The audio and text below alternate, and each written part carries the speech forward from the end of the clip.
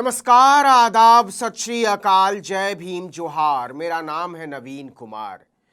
क्या उमर खालिद की जमानत के मामले में देश के पूर्व चीफ जस्टिस डीवाई चंद्रचूड़ ने भारत की जनता से झूठ बोला है? यह इल्जाम किसी साधारण शख्स ने नहीं लगाए हैं। उमर खालिद के वकील और सुप्रीम कोर्ट बार एसोसिएशन के 2 बार अध्यक्ष रहे दिग्गज वकील और देश के पूर्व केंद्रीय मंत्री कपिल सिब्बल ने लगाए। आपको पता ही है, 3 सितंबर को दिल्ली हाईकोर्ट ने उमर खालिद समेत दिल्ली हिंसा के मामले में 5 साल से जेल में पड़े 9 आरोपियों की जमानत याचिका खारिज कर दी थी। सरकार ने दलील दी थी कि इससे कोई फर्क नहीं पड़ता कि ट्रायल यानी मुकदमा शुरू हुआ है या नहीं, जब तक पूरा नहीं होता जेल में रहना चाहिए। इसे लेकर न्यायिक बिरादरी में बड़ी बहस शुरू हो गई कि क्या किसी को बिना मुकदमे के बरसों बरस जेल में रखा जा सकता है। सबसे तीखी प्रतिक्रिया आई है कपिल सिब्बल की। उन्होंने कहा, ऐसे तो आप किसी को भी सालों साल जेल में रख देंगे। यह संविधान से मिले मौलिक अधिकारों का खुल्लम खुल्ला उल्लंघन है और इससे बड़ा अन्याय कुछ नहीं हो सकता। जैसे ही उमर खालिद और अन्य की जमानत याचिका को खारिज किए जाने का आदेश आया, पूर्व चीफ जस्टिस डीवाई चंद्रचूड़ के एक इंटरव्यू का हिस्सा चर्चा में आ गया, वायरल होने लगा, जिसमें वो दावा कर रहे हैं कि उमर खालिद के वकील ने कम से कम 7 बार कोर्ट के सामने सुनवाई टालने की मांग की। यह इंटरव्यू चंद्रचूड़ ने 13 फरवरी 2025 को दिया था। उन्होंने आरोप लगाया कि कम से कम 7 बार उमर खालिद के वकील ने सुनवाई की तारीख बदलने की मांग की और आखिर में जमानत की अर्जी ही वापस ले ली गई। ऐसे वकीलों के बारे में क्या कहा जाए, चंद्रचूड़ ने कहा। आपको बता दें कि सुप्रीम कोर्ट में कपिल सिब्बल ही उमर खालिद की तरफ से पेश होते रहे। उन्होंने कहा कि चंद्रचूड़ गलत बयानी कर रहे हैं और यह प्रवृत्ति खतरनाक है, और इसके बाद तो सिब्बल ने बखिया उधेड़ कर रख दी।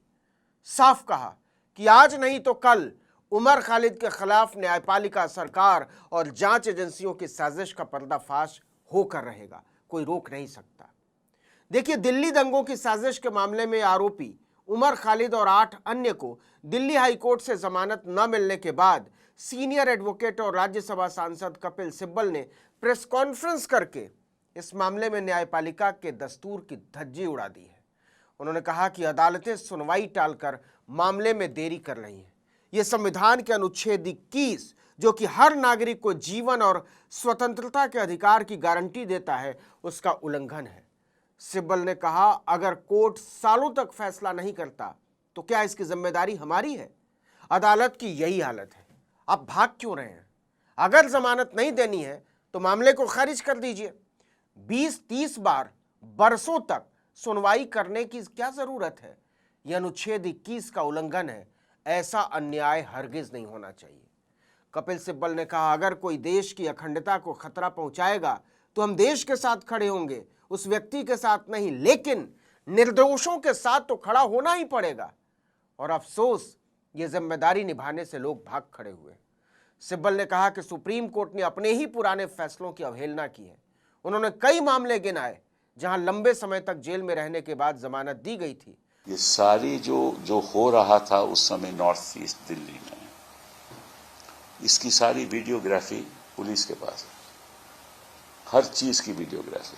और जो आरोपी हैं वो मांग रहे हैं कि सारी वीडियोग्राफी हमें दो और कोर्ट में रखो और सबको दिखाओ, पता चल जाएगा किसने हिंसा की और किसने नहीं की। जो प्रोसिक्यूटिंग एजेंसी है वो बात नहीं मान रही कि हम नहीं दिखाएंगे वीडियोग्राफी, तो लोगों के आप हिरासत में रखे रहोगे।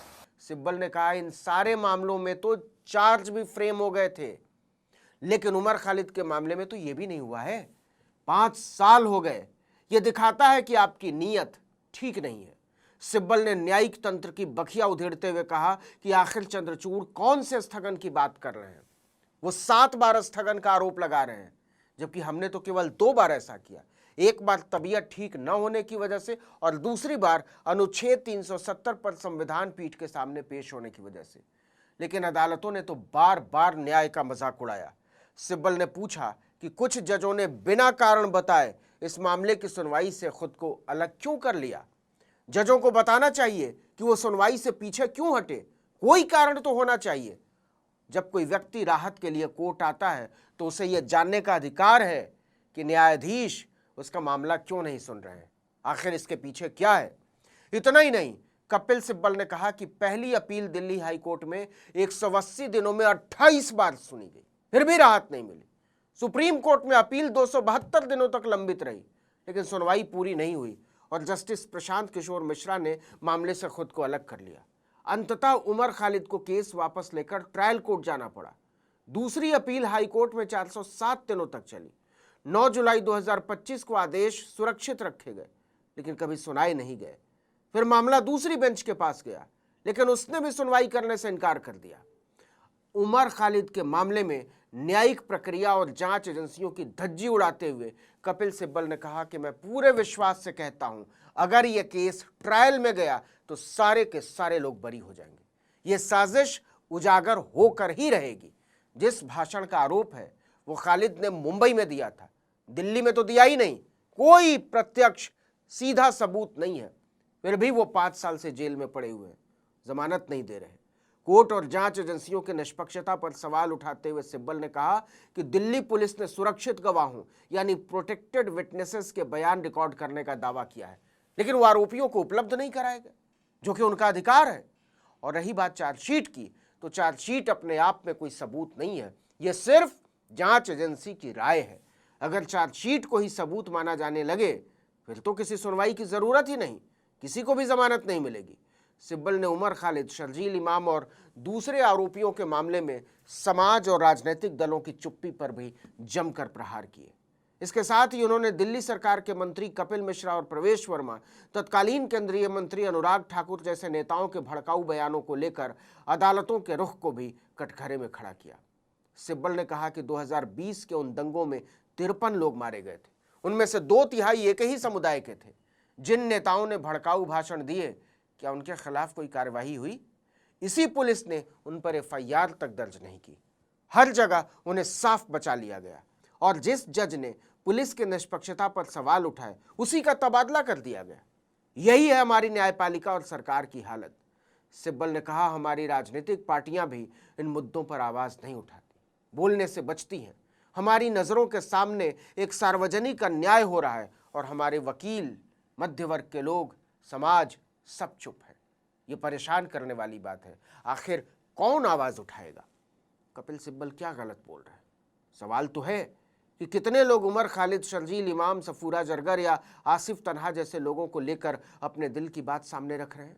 सड़कों पर उतरने की बात तो जाने ही दीजिए, और अगर नहीं रख रहे हैं तो क्यों नहीं रख रहे हैं? सिब्बल ने कुछ बहुत ही बुनियादी सवाल उठाए हैं।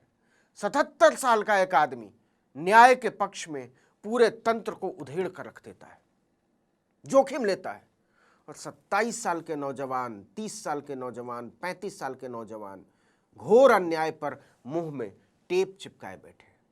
तो सोचना तो पड़ेगा कि इसके पीछे कौन सी मानसिकता काम कर रही है, कौन सा डर, लालच या होशियारी काम कर रही है। इस वीडियो में इतना ही, लेकिन अगर आपने आर्टिकल 19 इंडिया को अब तक सब्सक्राइब नहीं किया है तो फौरन कर दीजिए।